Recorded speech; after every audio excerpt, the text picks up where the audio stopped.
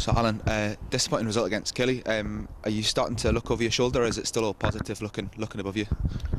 I think we're always looking over our shoulder. I think we found out at the weekend that Kilmarnock went above us. We're in a tight group of teams down at the bottom there. There's four teams, probably 4 or 5 teams around about the same areas as us. And it's vital that we get started to win games. We said that at the weekend. The positives were that we played ever so well. We get back to passing the ball and creating some very, very good chances that really we do have to start taking. It was certainly a strong performance, and as you say, there were chances created. The results on the whole so far have gone Thistle's way in terms of the teams around them. Do you keep an eye on those results, or do you just tend to focus on your own performance? First and foremost, you look at your own performance, but then you can't ignore the other teams around about you. And we look at them. We've got them all coming up in January now.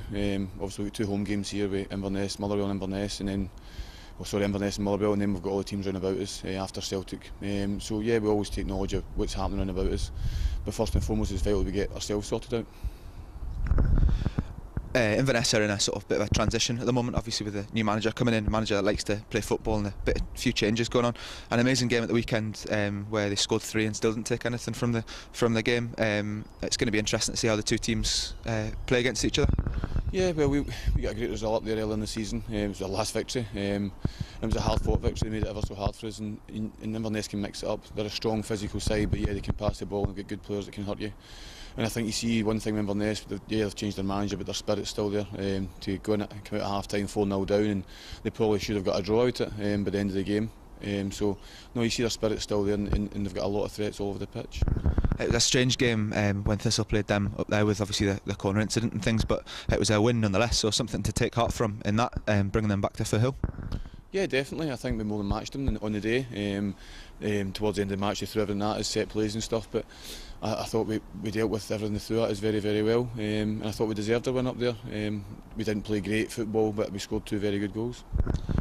Isaac Osborne obviously picked up an injury in the St Johnstone game. Is there any further news on him yet, or are we still awaiting further details?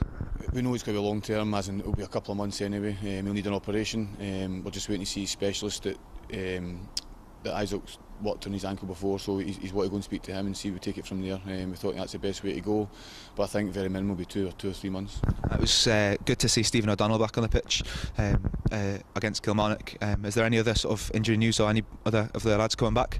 Well, it was good to get Stephen back. Obviously hadn't trained a lot, so he was a sub just on Saturday. The other guys are still struggling. Sean Welsh, Gary Fraser suspended, Sean Welsh is out, and now Mark Kerr's now ill as well. He's phoned in this morning ill, so it's worrying times. Well, Ozzy been out as well. We're kind of lone bodies in the middle of the pitch. Okay, thanks very much, Alan.